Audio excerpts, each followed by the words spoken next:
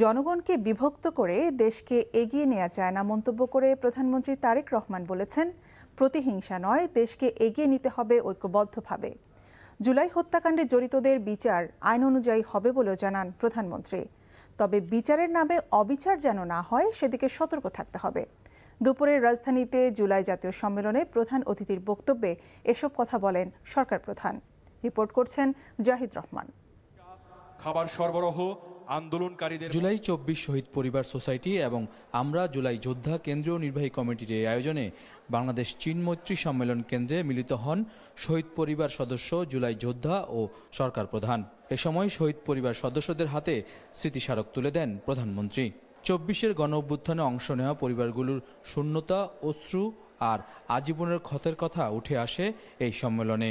দাবি করেন হত্যাকারীদের দ্রুত গ্রেফতার ও বিচারের। আমরা ছাত্রদলের কর্মী। এ সময় প্রধানমন্ত্রী তারেক রহমান তার মা ও ভাইয়ের প্রতি অবিচারের কথা তুলে ধরেন। আমি যদি আমার মাকে জিজ্ঞেস করতাম যে আপনি চান আপনার সাথে যে অবিচার অন্যায় হয়েছে তার আমি নেই, কারণ সেই নেবার ক্ষমতা আল্লাহ রাব্বুল আলামিন আমাকে দিয়েছেন।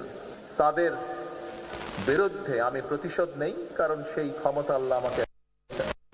আমি নিশ্চিত দুভাই আমরা বড় হয়েছি, তাকে আমি চিনি, তাকে আমি জানি। একই রক্ত আমাদের শরীরে প্রবাহিত। আমার ভাইটিও সেই একই উত্তর দিত যে উত্তরটি আমার মা আমাকে দিত। জনগণকে ঐক্যবদ্ধ করে দেশকে এগিয়ে নেওয়ার কথা তুলে ধরেন প্রধানমন্ত্রী। আমরা চাই না জাতিকে দ্বিধা বিভক্ত করে সামনে এগিয়ে যেতে, কারণ জাতিকে বিভক্ত করে দেশকে কখনো সামনে নেওয়া যায় না। আমরা চেষ্টা করি যাতে কোনো শক্তি আমাদেরকে এই লক্ষ্য অর্জন থেকে কোনোভাবেই আমাদেরকে বিচ্যুত করতে না পারে। সকলের অংশগ্রহণে গণঅভ্যুত্থান হয়েছে বলেও জানান তারেক রহমান।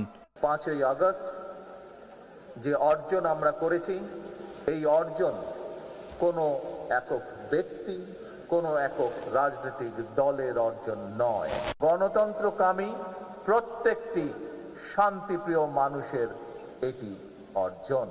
আমাদের মূল লক্ষ্য হচ্ছে দেশের জনগণ। অবশ্যই ত্যাগের মূল্যায়ন হবে, কিন্তু তার অর্থ এই নয় যে আরেকজনকে আমরা বঞ্চিত রেখে আমাদেরকে মূল্যায়ন করব। শহীদ পরিবার ও জুলাই যোদ্ধাদের পাশে রাষ্ট্র থাকবে বলেও জানান সরকার প্রধান। Zahid Rahman, NTV news, Dhaka.